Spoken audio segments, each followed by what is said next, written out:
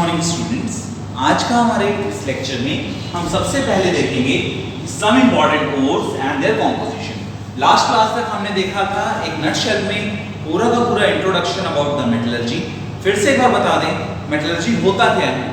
Metallurgy होता है the process by which metal can be extracted from their ores economically as well as easily.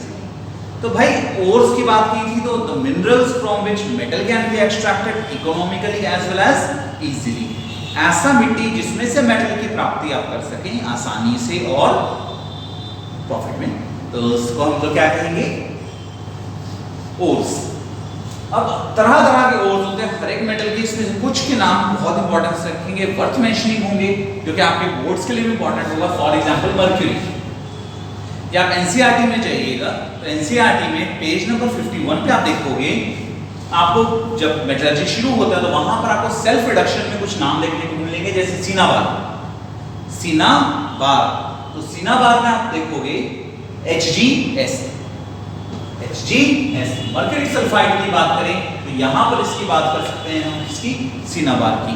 एक और है mercury का जो कि आप एनसीईआरटी में दिया हुआ है, अक्सर सीबीएसई में क्वेश्चन पूछता है। फिर हम लोग बात करें लाइमस्टोन, आपको बहुत अच्छे रूबरू है कैल्शियम कार्बोनेट से। एक और मैंने लिख दिया first part CaF2 calcium fluoride. इसके बाद कुछ और जैसे आपको लगातार पूछने के चांसेस होते हैं, बॉक्साइट Al2O3 आपको पूछने के चांसेस बनते हैं, या आगे एक चैप्टर में आप देखोगे हेमाटाइट और Fe2O3। साथ ही साथ मैग्नेटाइट Fe3O4 के बारे में आपने देखा था कि जब हमने इस चैप्टर का स्टार्टिंग किया तो आपको बताया था कि आयरन को जब हम पानी में डालते हैं, स्टीम में डालते हैं, तो वो क्या बनाता है? Fe3O4 बनाता है, फेरस और फेरिक ऑक्साइड। और एक तरह का मैग्नेटाइट है, मैग्नेट का कॉम्पोजिशन ये क्रिएट करता है। साथ ही साथ आपको बताना चाहेंगे कॉपर पाइराइट CuFeS2 कल एग्जांपल दिया था। क्यूप्राइट Cu2O, क्यूप्राइट कहलाता है Cu2O। ये भी आपको एनसीईआरटी में पढ़ना है जब आप पढ़ेंगे सेल्फ रिडक्शन प्रोसेस, तो उसमें एक इंपॉर्टेंट प्रोसेस में आएगा Cu2O के बारे में, इसलिए आपको ये सब चीजें मेंशन की गई। अब बातें ये आती हैं कि अगर गंदगी पाई जाती है उसको गैंग कहते हैं, means the impurities present in ore is known as gangue. While हम बात करें कि गैंग के बाद फ्लक्स, तो the chemical added to an ore in order to remove gangue is known as flux, and the combination of gangue and flux is slag. तो यहां पर हमने इतनी बातें पढ़ी थी जिसके अंदर हम लोग देख लेते हैं। हमने कल जो पढ़ा था, क्या क्या पढ़ा था? हमने पढ़ा था वर्क ओर, हमने पढ़ा था गैंग, हमने पढ़ा था स्लैग, हमने पढ़ा था मेटलर्जी के कॉन्सेप्ट। करेक्ट, इतने कॉन्सेप्ट्स हमने देख लिए थे कल। तो आज जो हम लोग देखने जा रहे हैं, सबसे पहले तो देखेंगे कि कुछ ओर्स क्या होते हैं। कार्बोनेट इन ओरिजिन होते हैं, कुछ कार्बोनेट ओर होते हैं, कुछ सल्फाइड होते हैं, फॉस्फेट्स होते हैं, ऑक्साइड्स भी होते हैं। तो कौन कौन से ओर हैं तो देख लीजिए, कुछ एग्जांपल सामने हैं। बॉक्साइट Al2O3, ये ऑक्साइड ओर में आ गया, तो ऑक्सीजन के साथ जुड़ा हुआ है, मगर इसमें थोड़ा सा वाटर क्रिस्टलाइजेशन लग गया H2O, तो ये क्या हो गया? डायस्को। तो वाटर क्रिस्टलाइजेशन बताया था कि number of water molecule added to a particular salt और ionic compound is water of crystallisation. दूसरा हमारा है हेमाटाइट के बाद आता है मैग्नेटाइट के बाद आता है सीडेराइट एंड आयरन पाइराइट। देखो ये जो वर्ड है बेटे पाइराइट, ये कहीं लग जाए मतलब सल्फर के साथ जुड़ा हुआ है। किसके साथ जुड़ा हुआ है? वो कंपाउंड सल्फर के साथ जुड़ा हुआ है। जैसे जिंक पाइराइट, कॉपर पाइराइट, तो CuFeS2। देखो यहाँ पर कॉपर पाइराइट, देखो अगेन पाइराइट आया तो सल्फर मौजूद है, तो पाइराइट आने का मतलब कहीं ना कहीं वहां पे क्या आएगा? सल्फर आएगा। तो यहाँ पे हेमाटाइट आप देखोगे ऑक्सीजन के साथ जुड़ा हुआ है, वहीं सीडेराइट किसके साथ जुड़ा हुआ है? कार्बोनेट। तो अगर कहा जाए फेरस कार्बोनेट FeCO3, मगर हेमाटाइट के साथ नाम क्या होगा? Fe2O3।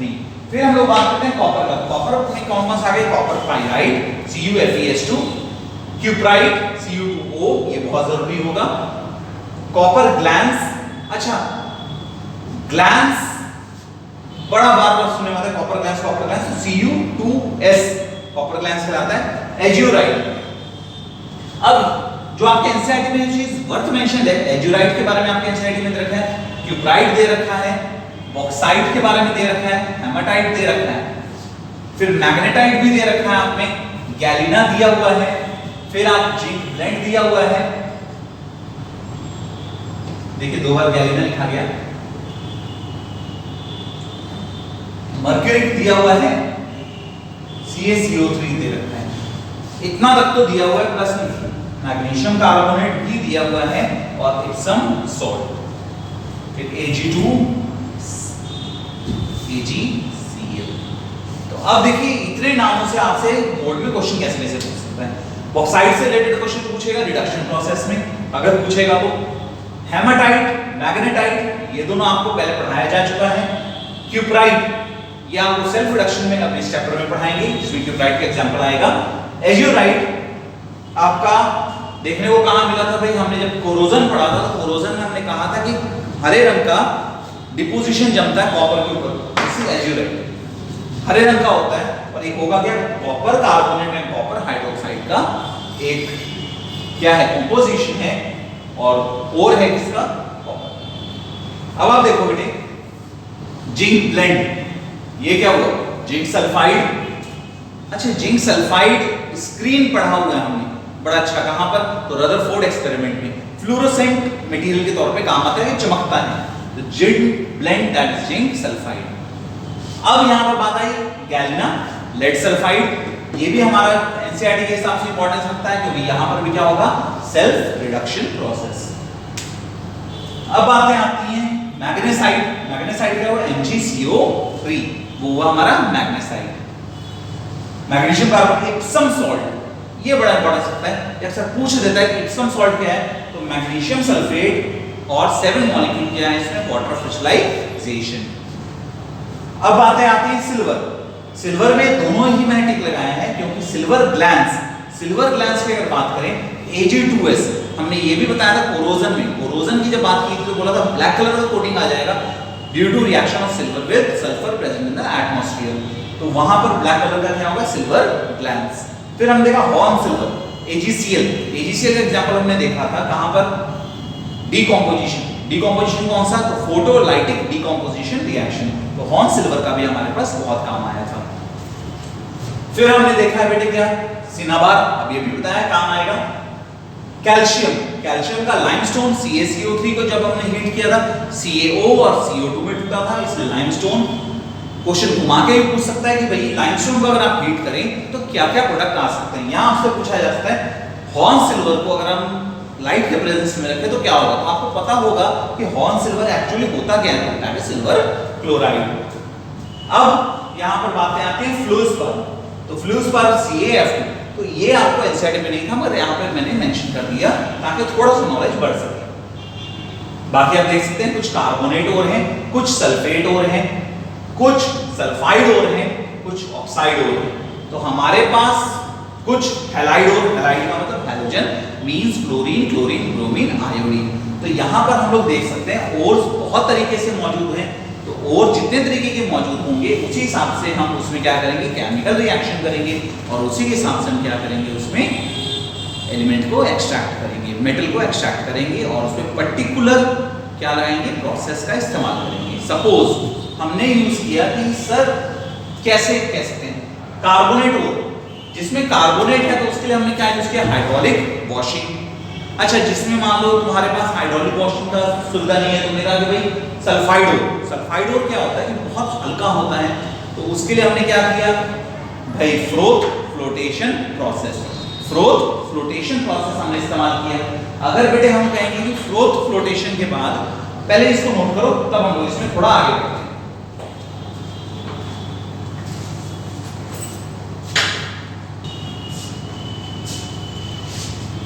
ये स्टूडेंट्स, तो अभी तक जो अभी हम लोग देख रहे हैं बार बार कि भाई हर तरीके के ओर्स हमारे पास काम में आते हैं।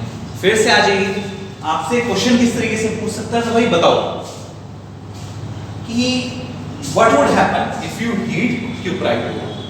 तो क्यूप्राइट में आपको जरूरी नहीं है सेल्फ रिडक्शन में आपको एक ही बात कहेगा कि भाई कॉपर ऑक्साइड ही देगा, जरूरी नहीं है कि गैलिना में PbS आपको बोलेगा कि लेड सल्फाइड को हीट करो, बोलेगा कि भाई गैलिना आपके पास एक ओर है जिसको आपने हीट कर दिया, हीट करने के बाद उसमें किस तरह का आप प्रोसेस देख पाओगे, उसमें आपका रोस्टिंग होगा, कैल्सिनेशन होगा, कि क्या क्या हो सकता है, ये आपसे क्वेश्चन पूछा जा सकता है। फिर यहाँ पर बात आती है जिंक ब्लेंड की और हॉर्न सिल्वर की। तो अगर कहा जाए कि भाई ये बताओ कि what would happen if you heat horn silver or what would happen if you put a horn silver in the presence of sunlight, तो आपका आंसर क्या होगा? Silver would be produced due to photo decomposition process। तो ये जो मेरा बार बार समझाने का मकसद है, इन चीजों को अच्छी तरह से नोट कर लो, बहुत इंपॉर्टेंस रखिएगा। क्वेश्चन मां के भी पूछ सकता है, जरूरी नहीं है कि स्ट्रेट फॉरवर्ड तुमको क्वेश्चन नाम ही दे दिया और बोलेगा चलो भाई बताओ, ऐसा नहीं होता। इतनी चीजों को पहले आप आराम से लिख लो, समझ लो, फिर आगे हम बढ़ते हैं।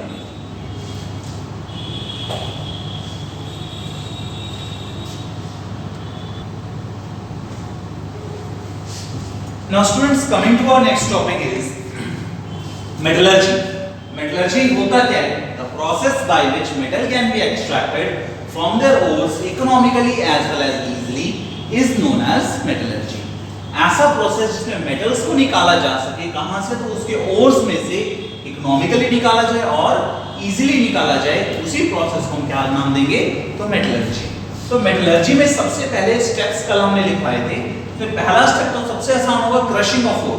क्रशिंग ऑफ ओर का नाम होता है कि आपने पहले ओर को, अगर आप पूरा पत्थर उठा के लिखते हो तो पत्थर को आप चेंज कर पाओगे? बिल्कुल नहीं। तो सबसे पहले आप क्या करोगे? उसको क्रश करोगे। क्रशिंग ऑफ ओर को नाम देते हो पल्वराइजेशन।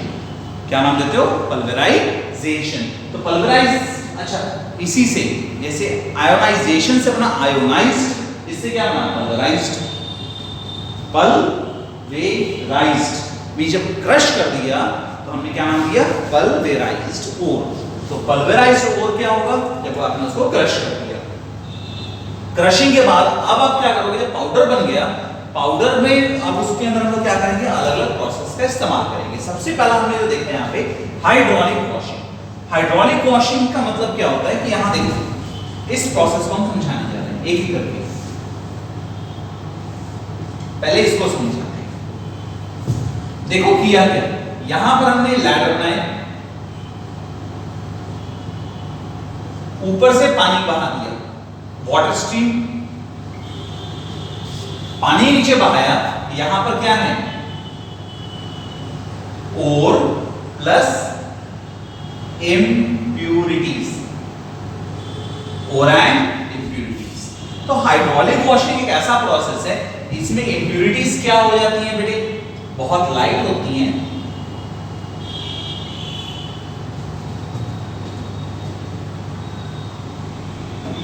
और ये क्या होते हैं? देखो, और क्या हो गया? हैवी। और ये क्या हो गया? लाइट इन वेट हो गया। तो आपने क्या कह दिया? अच्छा, इन दोनों में हैवी कौन है? पहले हैवी हो गया, लाइट हो गया, कॉमन सेंस कीजिए। और क्या है? Heavy as compare to impurities. As compare to impurities और क्या है? हैवी है। जो अगर हैवी है तो क्या होगा? पानी। अच्छा एक बात बताओ, यहाँ पत्थर भी मौजूद है, रेत भी मौजूद है, तुमने ऊपर से पानी बहा दिया एक टब भर के, जो रेत होगा वो दूर तक जाएगा। क्यों दूर तक जाएगा? भाई वो हल्का है। तो जो इंप्यूरिटीज है वो क्या है? लाइट इन वेट है। और क्या है? बहुत हैवी है। तो जितना भी इंप्यूरिटीज है इस वाटर स्ट्रीम के साथ बहकर कहाँ जाएगा? नीचे आ जाएगा। और उसी में हम लोग कहेंगे क्या होगा? और आपको अलग अलग लैडर पे मौजूद दिखेगा। तो इसको आपने कह दिया क्या? Hydraulic washing. पानी से बहा के आपने धो दिया ओर को। भाई दूसरा भी है कॉन्सेप्ट कि ये तो हुआ ओर और इंप्यूरिटीज।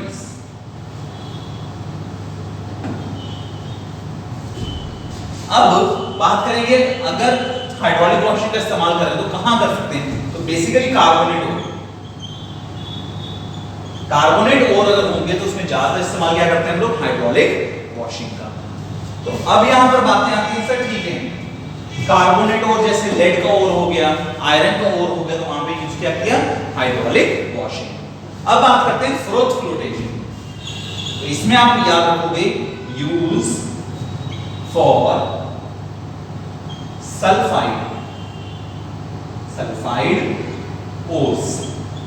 इसको किसके लिए इस्तेमाल किया जाता है? सल्फाइड ओर्स के लिए इस्तेमाल करते हैं। अब यूज फॉर सल्फाइड ओर्स का मतलब क्या हुआ? इसमें करते क्या है कि एक कंटेनर लेते हैं, उसमें क्या भर दिया? और plus pine oil plus water, और यहां से क्या किया, एयर पास करवाई। अब देखो सिस्टम क्या है कि तुमने ओर ले लिया विद इम्प्यूरिटीज, पाइन ऑयल ले लिया, भाई पाइनस ट्री से मिलता है, या फिर वो भी छोड़ो, उसका ऑयल ले लिया, क्या उसको कहते हैं कैम्फर, कैम्फर ऑयल भी हम ले सकते हैं, और साथ में इसमें क्या डाल दिया, पानी। अब जैसे ही इसके अंदर डालो, ऊपर से क्या पास करवा दिया, एयर, तो ये पास करवाते के साथ फ्रोथिंग एजेंट के कारण यहाँ पर क्या होता है, झाग बन जाती है। क्या बन जाती है, झाग। अब ये झाग बन गई बेटे, झाग के अंदर क्या होता है, तो वो देखो इस प्रोसेस में ओर्स वेट ऑफ ओर्स क्या है, कम है as compare to impurities. Impurities के कंपैरिजन ओर का वेट क्या है, बहुत कम है, जिसके कारण क्या होता है, ओर कहां आ जाता है, ओर मूव करता है इसके अंदर, तो इसमें क्या आता है, ओर इस फ्रोथ में, और उस फ्रोथ से हम लोग क्या करते हैं, ओर को बाहर निकाल लेते हैं। हमने कहा ये क्या कहला गया, फ्रोथ फ्लोटेशन प्रोसेस। नोट कर लो इसको, फिर हम आगे बढ़ते हैं। तो देखो नेक्स्ट है हमारा मैग्नेटिक सेपरेशन। नेक्स्ट क्या है बेटे, मैग्नेटिक सेपरेशन। अब मैग्नेट तो हम लोगों ने 9th में पढ़ा होता है कि भाई मैग्नेट ऊपर से गुजारा, पाउडर के ऊपर से जो मैग्नेटिक पार्टिकल है they will cling to the magnet, simple सा प्रोसेस है। बट अब तुम इसको थोड़ा सा यहाँ पे ध्यान दोगे तो समझ में आएगा। हमने दो रोटर्स लिए, ये हो गया मैग्नेटिक, ये आ गया नॉन मैग्नेटिक, ठीक है। अब यहां पर दोनों रोटर्स, दोनों व्हील्स हैं,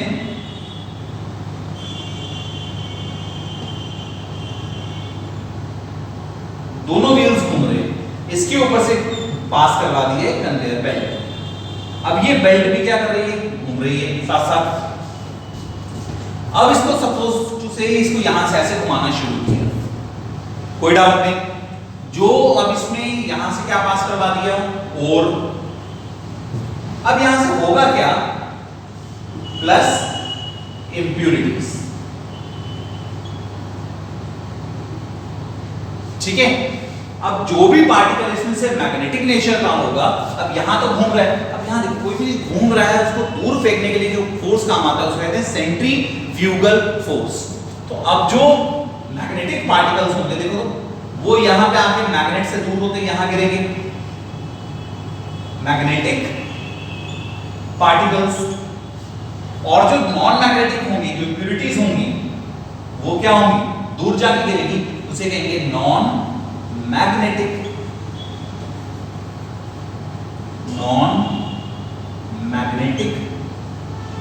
पार्टिकल्स।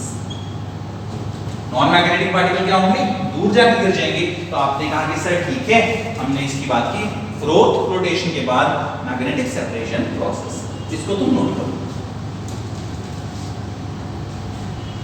अब स्टूडेंट्स बातें आती हैं हमारे सामने, यहां तक तो हमें समझ में आ गया कि सर फ्रोथ फ्लोटेशन प्रोसेस भी है, मैग्नेटिक सेपरेशन प्रोसेस है।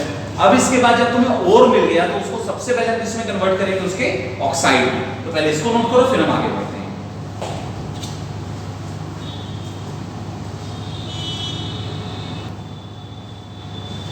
Now students coming to our next topic, कि भाई हमने कंसंट्रेशन भी कर लिया, हमारा कलराइजेशन भी हो गया। अब क्या करते हैं हम लोग, इसमें थर्ड स्टेप जो हम लोग फॉलो करते हैं, that is known as oxide formation. यहां पर देखो step number third, oxide formation. Oxide formation में हम लोग दो पार्ट हम लोग डिस्कस करेंगे, पहला रोस्टिंग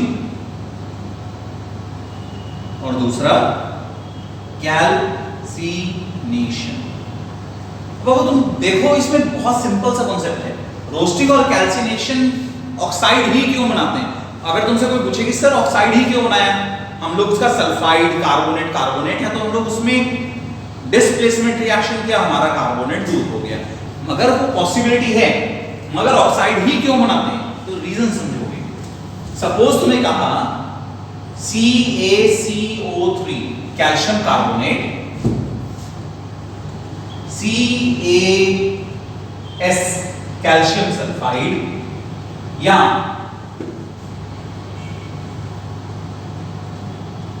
कैल्शियम सल्फेट और एक दिया तुम्हें कैल्शियम ऑक्साइड। अब तुम बुद्धि लगाना कि इसका मास कितना होगा। इसका मास भैया 40 ग्राम, इसका 12, ऑक्सीजन का हो गया 48, भाई एक ऑक्सीजन का 16 तो तीन का कितना हुआ 48।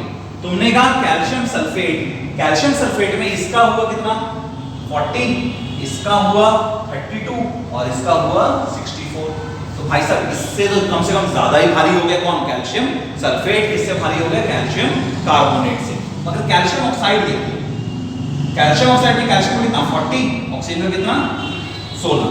अगर तुमने कहा 40 एंड 16 तो 40 प्लस 16 यहां कितना हुआ प्लस, सबको करते जाओ और तुम देखोगे कि ऑक्साइड का जो फॉर्मेशन है, ऑक्साइड में मास क्या हो गया, सबसे कम हो गया। अगर मास कम हो गया तो तुम्हें आइडिया लग जाएगा कि सर अगर मास कम है तो क्या होगा, उसमें हीट एनर्जी कम सप्लाई करनी पड़ेगी। हीट एनर्जी कम सप्लाई करनी पड़ेगी, हमारा खर्चा बचेगा। तो सबसे पहला हमारा कॉन्सेप्ट है, इसलिए मैं लाइन भी नहीं मिटाया अभी तक, extracted from their ores economically तो होना ही चाहिए, इजीली। इसको करने से आसानी भी होगा और प्रॉफिट भी होगा। तभी हम लोग क्या इस्तेमाल करते हैं, ऑक्साइड फॉर्मेशन का इस्तेमाल करते हैं। इसको नोट कर लो, समझ में आएगा क्यों हमने ऑक्साइड का फॉर्मेशन किया। अब समझो नेक्स्ट, अब यहां बातें आती हैं कि सर ऑक्साइड का फॉर्मेशन भी हो गया, तो ऑक्साइड फॉर्म करने के लिए दो प्रोसेस हुआ, पहला तो रोस्टिंग और दूसरा कैल्सिनेशन। देखो रोस्टिंग के लिए अगर हम बात करें तो सबसे पहले बात करेंगे ये कहां पे इस्तेमाल होता है, फॉर सल्फाइड ओर्स। रोस्टिंग किसके लिए इस्तेमाल हो गया, फॉर सल्फाइड ओर्स। अगर बात करें, अच्छा देखो इसको हम लोग ज्यादा बेटर रहेगा कंपैरेटिव लिख देते हैं, हमेशा याद रहेगा रोस्टिंग और यहां लिख देते हैं हम कैल्सिनेशन। अब तुम देखो रोस्टिंग और कैल्सिनेशन, इसके यहां ओर is heated in the presence of oxygen to make their oxide। तो रोस्टिंग, इसमें हीटिंग ऑफ ओर, हीट का सिंबल होगा delta, heating of ore in the absence of oxygen to make their oxide. तो हमने क्या कहा, रोस्टिंग और calcination सबसे पहली बात आती है, रोस्टिंग क्या हुआ, heating of ore in the presence of oxygen to make their oxide, तो क्या कहलाएगा रोस्टिंग। भाई calcination, heating of ore in the limited supply of oxygen, या कोशिश करते हैं in the absence of oxygen to make their oxide, तो क्या कहलाएगा कैल्सिनेशन। इस बात को ध्यान रखोगे। दूसरा point, used for sulphide ores, used for carbonate ores। भाई जो सल्फाइड ओर्स होते हैं बेसिकली उसके लिए क्या यूज करते हैं, रोस्टिंग। तो एग्जांपल में देखो यहां पर, अगर तुम्हें कहा जाए जिंक सल्फाइड, जिंक सल्फाइड क्या चाहिए, कॉमन सेंस लगा के चलो कि यहां पर जब सल्फर है इसमें ऑक्सीजन है नहीं, तो ऑक्सीजन जब है ही नहीं तो तुम्हें इसमें ऑक्सीजन सप्लाई करना ही होगा। बिना ऑक्सीजन सप्लाई के इसमें ऑक्सीजन जोड़ोगे कैसे, तो रोस्टिंग के केस में यहां पर ऑक्सीजन तुमको ऐड करना ही होगा। तब क्या बनेगा, जिंक ऑक्साइड प्लस यहां पर सल्फर डाइऑक्साइड, तुम बैलेंस कर लोगे। अब बातें आई यहां पर एग्जांपल में देखो, जिसमें ऑलरेडी ऑक्सीजन है, सपोज तुमने कहा CaCO3, बेटा ऑलरेडी ऑक्सीजन तो है इसमें, कितनी बार ऑक्सीजन ऐड करोगे, जरूरत नहीं पड़ती, हम लोगों को खर्चा बचता है। हमने कहा क्या, CaO बन जाएगा और CO2 बन जाएगा। तो जिसमें हमें अगर मान के चलो ऑक्सीजन ऑलरेडी मौजूद है उसमें हम करेंगे, क्यों करेंगे ऑक्सीजन ऐड, और जिसमें हमारे पास ऑक्सीजन नहीं है उसमें हम ऑक्सीजन को ऐड करेंगे। तो इतना तुम पहले नोट करो कि इसमें heating of ore in the presence of oxygen to make their oxide, heating of ore in the absence of limited supply of oxygen to make their oxide is calcination. इतना पहले नोट करो।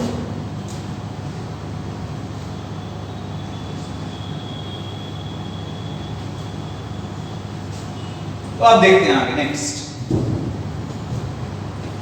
ये तो हमें process कि हमने किस तरीके से उसको किस में कन्वर्ट कर दिया, उसके ऑक्साइड में फ्रॉम देयर कार्बोनेट और सल्फाइड। तो जरूरी नहीं है कि हम कार्बोनेट ही लें और सल्फाइड ही लें। आपको हमने नाइट्रेट का भी बताया था कि ऑक्साइड कैसे हीट अप करके बना सकते हैं, या सल्फेट। सपोज तुम्हें कोई कह दे FeSO4 फेरस सल्फेट, इसको तुमने हीट किया, याद करो क्या बना था, Fe2O3 plus SO2 plus SO3। अगर तुम इसकी बात करते हो, इस रिएक्शन की बात करते हो, तो यहाँ पर कहाँ लिखा है कि यहाँ पे कार्बोनेट और चाहिए? हमें चाहिए नहीं, क्योंकि यहाँ पर ऑक्सीजन ऑलरेडी मौजूद है। हमारा क्या बन गया, ऑक्साइड बन गया। इसी तरह से लेड नाइट्रेट की बात करें, PbNO3, याद करो इसलिए रिवीजन भी हो जाता है, NO3 होल ट्वाइस को अगर तुम हीट अप करोगे तो lead oxide plus NO2 plus O2, इतनी चीजों को ये प्रोड्यूस करता है। इसको बैलेंस कर देते हैं खाली। तो यहां पर जब हमने बैलेंस कर दिया तो अब हम लोग देख सकते हैं कि लेड नाइट्रेट में भी क्या था, ऑक्सीजन ऑलरेडी था, हीट किया तो क्या बन गया, ऑक्साइड बन गया। कहीं लिखा हुआ नहीं होता कि ये सिर्फ और सिर्फ एक ही चीज के लिए कारगर होगा, नहीं। अगर वहां पे एग्जाम के लिए पॉइंट ऑफ व्यू से देखें तो याद रहता है कि कार्बोनेट और के लिए हम इस्तेमाल करते हैं, इसको सल्फाइड और के लिए इस्तेमाल करते हैं, बट हम लोग और भी तरह के ओर्स को हम लोग कैल्सिनेट या रोस्ट कर सकते हैं। तो तुम इसको नोट कर लोगे। अब हमारे सामने नेक्स्ट कॉन्सेप्ट जो आता है इस चैप्टर का, इसमें वो क्या आता है बेटे, वो देखो। ऑक्साइड फॉर्मेशन के बाद फोर्थ नंबर का जो प्रोसेस आता है, that's called reduction. Reduction of ores या reduction of oxide forms, oxide form of ores. Ores का जो ऑक्साइड फॉर्म है उसको रिड्यूस करेंगे। तो सबसे पहला जो प्रोसेस हम लोग देखते हैं, that's called self reduction. Self reduction. देखो वन बाय वन इसको हम लोग स्टडी करेंगे। देखो सेल्फ रिडक्शन में होता क्या है पहले समझ लेते हैं। यहां पर रिएक्टिविटी सीरीज की बात करें तो यहां पर हम जानते हैं, देखो तो एक छोटा सा सीरीज लिखते हैं।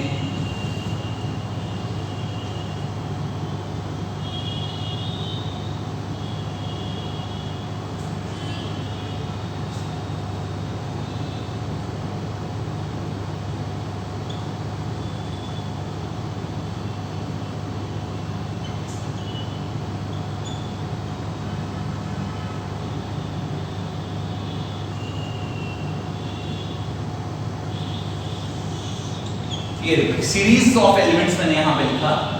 सीरीज ऑफ एलिमेंट्स हमने क्या पाया बेटे कि इस पूरे एलिमेंटल सीरीज में आप देखोगे पोटेशियम ज्यादा रिएक्टिव है as compare to sodium, sodium ज्यादा रिएक्टिव है as compare to calcium, magnesium और सो ऑन। हमने देखा पूरा रिएक्टिविटी सीरीज। यहां पे हम लिखते हैं increasing order of reactivity. Increasing order of reactivity हमने यहां पर देखा है। अब तुम देखो यहां पे इंक्रीजिंग ऑर्डर ऑफ रिएक्टिविटी जब देख रहे हैं तो यहां पे सबसे पहला देखते हैं सेल्फ रिडक्शन। सेल्फ रिडक्शन से भी पहले हम बात करें कुछ मेटल्स ऐसे, जैसे कि तुम अगर बात करो सिल्वर, गोल्ड, प्लैटिनम, ये सब तुम्हारे नेटिव स्टेट में पाए जाते हैं। नेटिव स्टेट में तो धूल धक्कड़ साफ करो तुम्हें मिलता है। मगर चीजें क्या हो गई, कॉपर, मर्क्यूरी, टिन, लेड, ये जो बहुत कम रिएक्टिव है, इतने कम रिएक्टिव में सपोज तुमने कहा कॉपर का ऑक्साइड है, तो भाई साहब इसमें तो हम मेटल को डालेंगे तो मेटल, सोडियम डाल दो तो सोडियम ऑक्साइड बन गया, कॉपर बाहर। आयरन भी डाल दे तो आयरन ऑक्साइड हो गया, कॉपर बाहर। हमने कुछ कर दिया तो कॉपर ने बाहर हो जाना। बट यहां पर हम क्यों मेटल का खर्चा करेंगे? भाई हमें क्या चाहिए, इकोनॉमिकल चाहिए, इजी चाहिए। तो जब हमारा कॉपर नॉर्मल दूसरे प्रोसेस से अलग कर सकते हैं तो मेटल को हम क्यों बर्बाद करें? अच्छा कार्बन डालेंगे तो भी हो जाएगा, अच्छा वो भी छोड़ो, हाइड्रोजन डाल देंगे तो भी कॉपर बाहर हो जाएगा। सपोज तुम्हें कॉपर ऑक्साइड चाहिए, यहाँ पे देखो तो अगर तुम्हें कोई कह दे कि सर देखो तो यहाँ पे H2 plus CuO would give H2O plus Cu। तो हाइड्रोजन तो देना पड़ेगा ना भाई साहब, पहले हाइड्रोजन को आप एयर से निकालोगे तब इसे रिएक्ट करोगे। बहुत लफड़ेबाजी वाली बात है, बहुत दिक्कत की चीज है। तो हम लोग इतना नाटक नहीं करते हैं। हम क्या करते हैं, जो बहुत कम रिएक्टिव उसके लिए करते हैं सेल्फ रिडक्शन। सेल्फ रिडक्शन कुछ वैसा कॉन्सेप्ट आता है, घर का भेदी लंका ढाका आया था ना विभीषण में। तो यहाँ पर सिस्टम क्या है, तो वो देखो सेल्फ रिडक्शन। तुमने कहा जब खुदी का और खुदी के ऑक्साइड को क्या करते, रिड्यूस कर दे, तो वहां पर क्या कहेंगे, सेल्फ रिडक्शन। एग्जांपल देखो, तुमने कहा PbO sorry lead sulphide galena, अभी भी एग्जांपल दिया था, PbS को तुमने क्या किया, दिया ऑक्सीजन, हीट कर दिया, तो ये क्या बनाएगा, PbO प्लस SO2 बना दिया बेटा। अब इसी PbO को रिएक्ट कर दो किसके साथ, इसके PbS के साथ, तो क्या देगा, Pb प्लस SO2। यहां पर इसको क्या देखा, अपने ही सल्फाइड ने अपने ही ऑक्साइड को क्या किया, रिड्यूस कर दिया। इस प्रोसेस को हम लोग क्या कहेंगे, सेल्फ रिडक्शन प्रोसेस। यहां तक तुम नोट करो।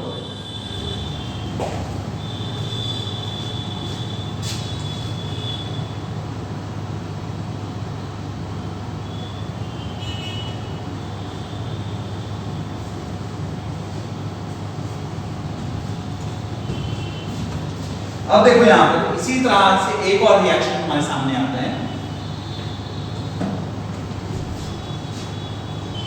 अब देखो कॉपर Cu2S, इसको तुमने क्या दिया, ऑक्सीजन प्रोवाइड किया, क्या बना, Cu2O प्लस SO2। सिंपल है, ये सब तो एनसीईआरटी का है। प्लस अब ये Cu2O में क्या डाल दिया, Cu2S डाल दिया, क्या बनेगा, Cu प्लस SO2। अब तुम्हारे सामने फिर क्या आ गया कि सर हमारे सामने क्या एग्जांपल आ गया, सेल्फ रिडक्शन। तो हमने क्या देखा, कॉपर में भी ये प्रोसेस हुआ, इसको भी नोट करो। मगर यहीं पर अगर तुम नाटक करोगे कि नहीं सर हमें तो मर्क्यूरी चाहिए, तो मर्क्यूरी में क्या होगा, तो देखो HgS मर्क्यूरिक सल्फाइड, इसको तुमने हीट किया, तो यहां पर इन द प्रेजेंस ऑफ ऑक्सीजन, तो ये क्या बनाएगा, HgO प्लस SO2। पर इसी को इसके साथ भी रिएक्ट करने की जरूरत नहीं, फर्दर क्या किया, इसी को तुमने क्या कर दिया, हीट कर दिया, क्या मिल जाएगा, Hg प्लस O। हो गया काम खत्म, कुछ करने की जरूरत नहीं, सिर्फ इसी पार्ट को तुमने क्या कर दिया, हीट कर दिया। हीट करने से तुमको क्या मिल जाएगा, मर्क्यूरी मिल जाएगा। तुम्हें अलग से इसी के साथ दोबारा इतनी मेहनत करने की जरूरत नहीं, तो काम आसान हो गया। अल्टीमेट गोल क्या होगा, process by which, now coming to our next topic students, we are going to discuss about alloy. Alloy हम शुरू से पढ़ते आ रहे हैं। एलॉय होता क्या है, it's a homogeneous mixture of two और मोर मेटल और a metal and a non metal. तो होमोजेनस, जैसे कि मैं पहले भी बता चुका हूं, होमो मतलब सेम, जेन मींस ओरिजिन। तुम एक बात बताओ, आयरन को देखते हो तो लोहा तुम्हें नजर आता है नॉर्मल, मगर जब स्टील को देखते हो तो स्टील में आयरन तो है। तुम अलग अलग कर सकते हो कि ये रहा आयरन, ये रहा कॉपर, ये रहा मैग्नीशियम, पॉसिबल नहीं है, और ये रहा कार्बन, नहीं। तो हम लोग उसमें जब एक ही तरह का चीज दिख रहा है थाली में खाते वक्त, ये टोटल का टोटल क्या है, स्टील है, तो वो क्या है, तुम्हारा होमोजेनस मिक्सचर है ऑफ टू और मोर मेटल और a metal and a non metal. तो ये जो केस हो गया किसका, एलॉय का। एग्जांपल में तुम लिख सकते हो, स्टील हो गया, जर्मन सिल्वर, बताऊंगा क्या होता है, फिर इसमें आपको एग्जांपल दिया जाएगा ब्रास, ब्रॉन्ज,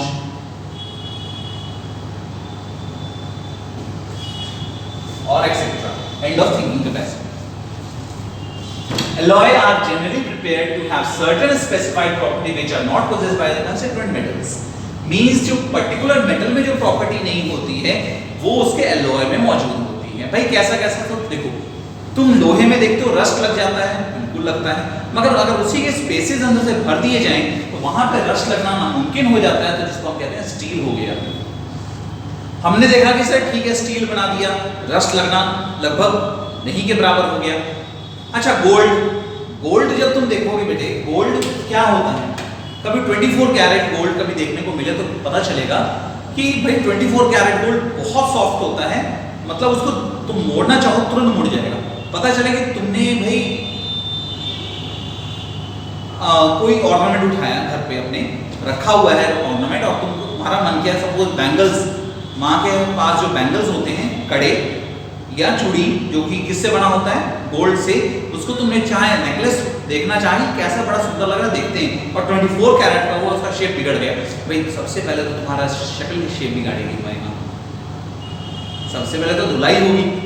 तो उस धुलाई से बचने के लिए हम लोग क्या करते हैं, उसको क्या अपनाते हैं, एलॉय। उसमें क्या ऐड करते हैं, या तो कॉपर ऐड करते हैं या फिर सिल्वर ऐड करते हैं। तो बेटे एलॉय बनाने के लिए हम लोग देखते क्या है कि या तो उसमें कॉपर ऐड किया है, सिल्वर ऐड किया, का मतलब क्या हुआ, तुमने देखा होगा 22 कैरेट गोल्ड, 18 कैरेट गोल्ड, भाई 18 कैरेट गोल्ड भी 22 कैरेट गोल्ड भी क्या होता है, जितना अमाउंट ऑफ इंप्यूरिटी उसमें ऐड करते हैं to increase the strength of a particular substance, तो उसे हम लोग उसमें क्या नाम देते हैं, उस गोल्ड में कैरेट। यहां तक क्लियर हो गया।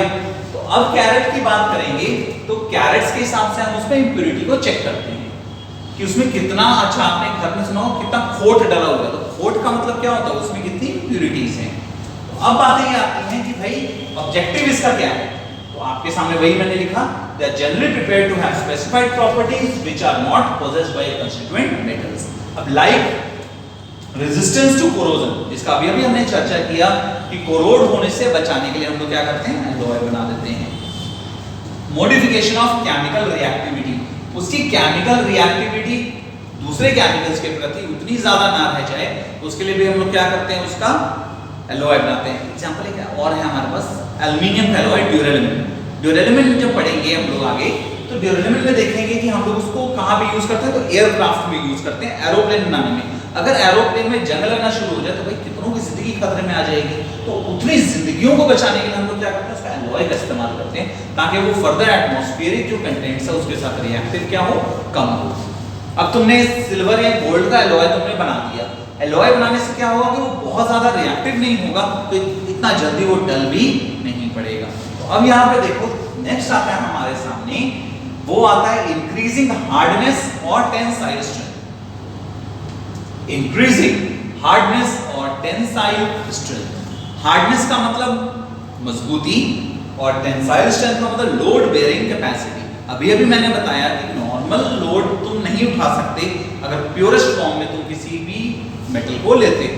अब फॉर एग्जांपल बेटा गोल्ड ही ले लो, गोल्ड तुम्हारा भाई ऑर्नामेंट बन जाता, मतलब हथौड़े का जो मार है, जो चोट है उसने बर्दाश्त कर ली, हथौड़े तक की चोट उसने क्या किया, हैमर की चोट उसने बर्दाश्त की, तब एक पर्टिकुलर शेप उसने लिया। एक गोल्ड 24 कैरेट का जो प्योर फॉर्म में है उसको तुम हल्का सा घुमाओगे तो घूम जाएगा, या उसका शेप क्या होगा, डिफॉर्म कर जाएगा। तो हम कहीं नहीं कह सकते कि सब उसमें टेंसाइल स्ट्रेंथ है। Lowering the melting point. अब लोअरिंग द मेल्टिंग पॉइंट का मतलब अब उसको जो पिघलाना है तो वो कितना में होना चाहिए, कम टेम्परेचर पे पिघल जाना चाहिए। तो उसके लिए हम लोग क्या करते हैं, उसका एलॉय उस जगह पे बनाते हैं। जैसे सोल्डर, सोल्डर एग्जांपल में देखोगे यहाँ पे बड़ा अच्छा एग्जांपल जो दिमाग में आता है वो आता है सोल्डर। सोल्जर सोल्जर नहीं, इट्स सोल्डर। सोल्डरिंग के लिए काम आता है। तुमने कभी देखा होगा सर्किट बोर्ड जब मैकेनिक ठीक करता है तो एक पतली वायर लेता है, उस वायर को यहाँ पे इलेक्ट्रिक आर्क लेता है, उसके पास लेके जाता है और वहां पे गोल सा एक मेटल चिपक जाता है जो कि दो चीजों को जोड़ने में काम में आता है, दो वायर्स को भी जोड़ने में काम आता है। सोल्डरिंग मशीन कहलाता है। तो वहां पे जो मेटल यूज में लाता है उसको कहते हैं सोल्डर। सोल्डर क्या होता है, alloy of tin and lead. इसको तुम नोट करो, alloy of tin and lead. यहां तक नोट करेंगे, फिर हम लोग कुछ एलॉयज के बारे में भी चर्चा करेंगे।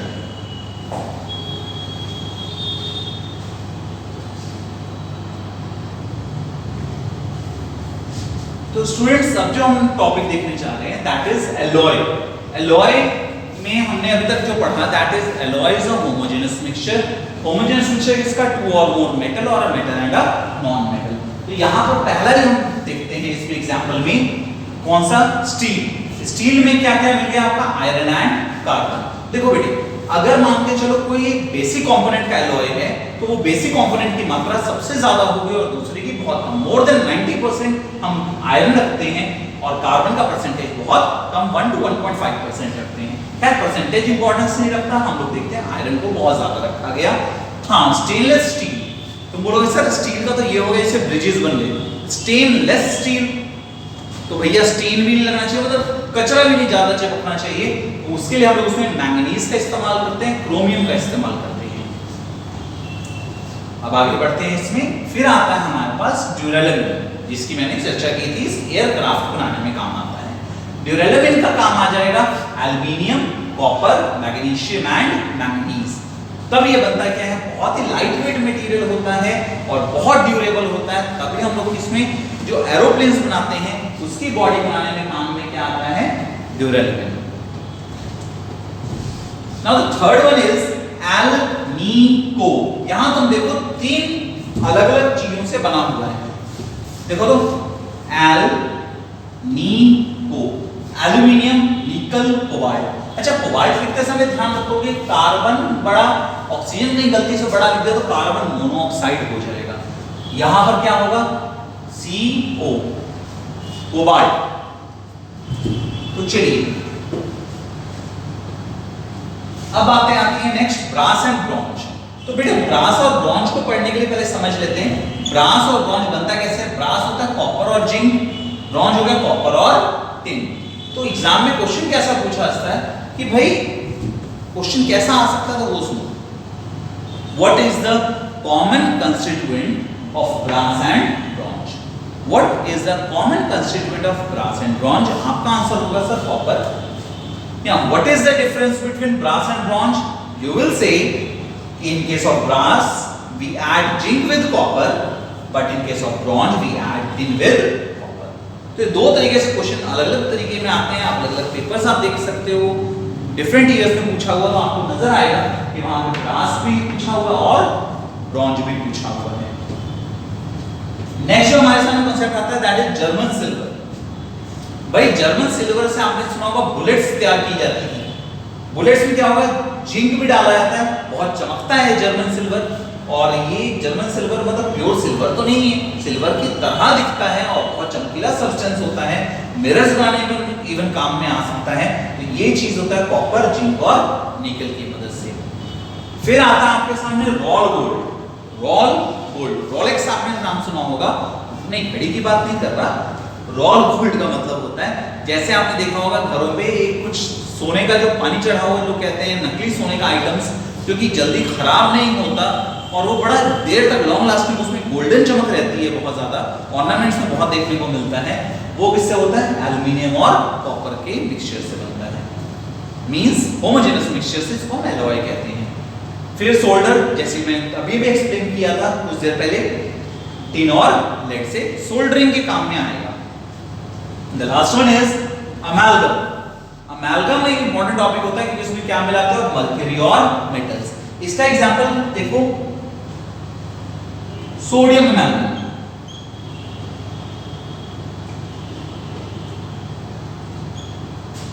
सोडियम अमैल्गम की बात करें तो बेटा सोडियम अमैल्गम क्या हुआ, सोडियम प्लस मर्क्यूरी। सोडियम और मर्क्यूरी का जो एलॉय है उसे कहेंगे हम सोडियम अमैल्गम। अब सोडियम और मर्क्यूरी को अगर मिलाते हैं तो तुम खुद बुद्धि लगाना कि सोडियम और मर्क्यूरी में क्या होगा। यहां पे तो तुम देख सकते हो कि भैया मर्क्यूरी तो हमने मिला दिया, तो इसका इस्तेमाल क्या है, एक्ट एज रिड्यूसिंग एजेंट। यहां पे लिखोगे act as very good reducing agent.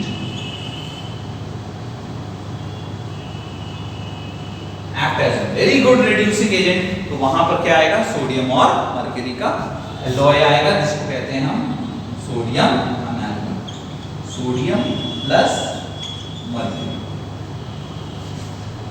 इसी तरह से तुम देखोगे टिन अमैल्गम भी होता है, जिंक अमैल्गम भी होता है, लेड अमैल्गम भी होता है। तो इसमें टिन अमैल्गम को वर्थ मेंशनिंग होगा। फिर टिन अमैल्गम हम लोग देखते हैं मिरर के तौर पे आप इसको भाई इस्तेमाल कर सकते हैं, इतना चमकीला होता है कि इसमें आप अपनी शक्ल भी देख सकते हैं। तो कई जगह एक मिरर के तौर पे भी उसका इस्तेमाल किया जाता है। तो यहां तक आप नोट कर लें तो फिर हम इसको मिटा देंगे। इसमें अभी हमने क्या देखा, सबसे पहले अभी तक हम लोग देख रहे हैं alloy. Alloy is a homogeneous mixture of two और मोर मेटल और a metal and a non metal. फिर हमने देखा कि एलॉय भाई यूज क्या होगा, तो हमने देखा उसका यूज बनाने का क्या है कि उसका रेजिस्टेंस बढ़ा सकें, स्ट्रेंथ बढ़ा सकें, लोड बेयरिंग कैपेसिटी बढ़ा सकें, मेल्टिंग पॉइंट थोड़ा घटा दें, जैसे सोल्डर में देखा था हमने। फिर यहां पर देखा उसके एग्जांपल्स को, तो steel, duralumin, alnico, brass, bronze, German silver, roll gold, solder, amalgam. तो बेटा रॉल गोल्ड की अगर बात करते हैं तो देखो कुछ इसके ट्रिक्स पहले एक बार जान लेते हैं। अगर बात करें ब्रास, अगर एग्जाम में भूल जाओ तो याद रखना ब्रास से हमारा जख्मी कुत्ता। भाई बहुत सिंपल सा है, ब्रास से मारा जख्मी कुत्ता। अभी जख्मी कुत्ता ब्रास से मारा, तो यहां पर हमने क्या किया, कॉपर और जिंक। जख्मी कुत्ता कॉपर एंड जिंक। तो आपके दिमाग में तुरंत आ जाएगा कि ब्रॉन्ज क्या हुआ, सनकी कुत्ता, मतलब tin and copper. German silver का अगर याद रखना हो तो निकम्मा जख्मी कुत्ता। देखो समय कुत्ता फेमस है। रॉल गोल्ड अलग सा कुत्ता। तो हमने ओवरऑल क्या दिया, कुत्तों पे बना दिया बड़ा अच्छा सा। ब्रास जख्मी कुत्ता, ठीक याद रखोगे। ब्रॉन्ज सनकी कुत्ता, जर्मन सिल्वर निकम्मा जख्मी कुत्ता, रॉल गोल्ड अलग सा कुत्ता। तो हमने क्या कह दिया, इसको हम लोग एक ट्रिक के तौर पे बना सकते हैं। और ये तो हमें बस एक्टिविटी सीरीज में था जिसमें कनाबा का पढ़ाया था। तो इसमें यहाँ पे क्लियर है कि सन पब, सन एंड पब, तो शोल्डर सन पब। तो इस तरीके से हम लोग इसको देख सकते हैं। क्या है, तो एलॉय। फिर से समझ लो, ब्रास और ब्रॉन्ज बहुत इंपॉर्टेंस रखेगा, कम से कम तुम्हारे सीबीएसई के लिए। ब्रास, ब्रॉन्ज, शोल्डर, अमेल्गम, इतना तो बहुत इंपॉर्टेंस रखता है, बार बार पूछता है। इतनों को तो कम से कम नोट करके रखो।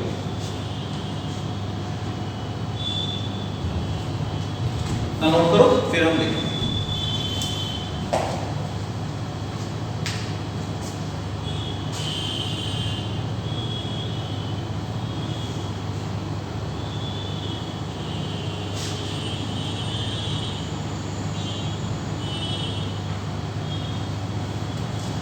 सो स्टूडेंट्स, हमारे पास जब हम लोग बातें करते हैं कि सर हमारे पास बहुत सारे प्रोसेस है जिसके द्वारा हम क्या कर सकते हैं कि एलॉय से क्या किया, कोरोजन रोक दिया। तो प्रिवेंशन ऑफ कोरोजन में एक बहुत इंपॉर्टेंट एस्पेक्ट आता है किसका, एलॉय फॉर्मेशन का। तो ये बहुत अच्छी तरीके से याद रखोगे। तो हमारे सामने कोरोजन जो टॉपिक है, कोरोजन से बचाने के लिए हम लोग क्या क्या इस्तेमाल कर सकते हैं, क्या क्या काम कर सकते हैं, एक बार फिर से रिवाइज कर लेते हैं। तो रेजिस्टेंस ऑफ कोरोजन, पहले कोरोजन को एक बार देख लेते हैं। कोरोजन क्या था, तो the gradual degradation of elements या materials by the action of atmospheric gases और केमिकल्स, उसको हमने क्या नाम दे दिया था, कोरोजन। अब उस कोरोजन की बात करें तो कोरोजन से रोकने के लिए हमने अलग अलग प्रोसेस का इस्तेमाल किया। सबसे पहले जो हमने इस्तेमाल किया वो किया पेंटिंग, फिर किया ग्रीसिंग, फिर किया इलेक्ट्रोप्लेटिंग, फिर किया एलॉय फॉर्मेशन। तो इलेक्ट्रोप्लेटिंग का एक बार फिर से रिवाइज करवाते हैं। इलेक्ट्रोप्लेटिंग था क्या, इलेक्ट्रिसिटी की मदद से एक मेटल का कोट दूसरे पे चढ़ा देना, उसे हम कहते हैं इलेक्ट्रोप्लेटिंग। पेंटिंग आपको समझ में आता है कि पेंट कर देना। ग्रीसिंग, ऑयलिंग, ये सब सिंपल था। लास्ट जो हमारा था जिससे कोरोजन रोका जा सकता है, that is alloy formation. Now what is alloy, तो alloy is a homogeneous mixture of two और मोर मेटल और a metal and a non metal. तो यहां पर बात है कि एलॉय, एलॉय को बनाने का बहुत सारे कारण थे। उस एलॉय के बहुत सारे एग्जांपल्स हमने अभी तक स्टडी कर लिए। तो हमारा अब ये टॉपिक कंप्लीट होता है, that is called corrosion and the prevention of corrosion. तो कोरोजन में दो चीज वर्थ मेंशनिंग होगा, आप याद रखोगे कि सर कोरोजन में हमने पहला देखा था रस्टिंग एक एग्जांपल में, दूसरा देखा था कॉपर के केस में कि कॉपर क्या बना था, कॉपर कार्बोनेट और कॉपर हाइड्रोक्साइड का एक मिक्सचर तैयार हुआ था जिसके कारण ग्रीन कलर का कोटिंग आ जाता है पूरे के पूरे कॉपर पे। और तीसरा हमने देखा था सिल्वर का केस, चांदी काली पड़ जाती है, जो सिल्वर है ब्लैक कलर का होता है। क्यों होता है कि भाई जो silver becomes black in color due to its reaction with sulfur present in the atmosphere। And thank you student and thanks for the patience. Thanks for watching. Don't forget to like the video. And don't forget to subscribe.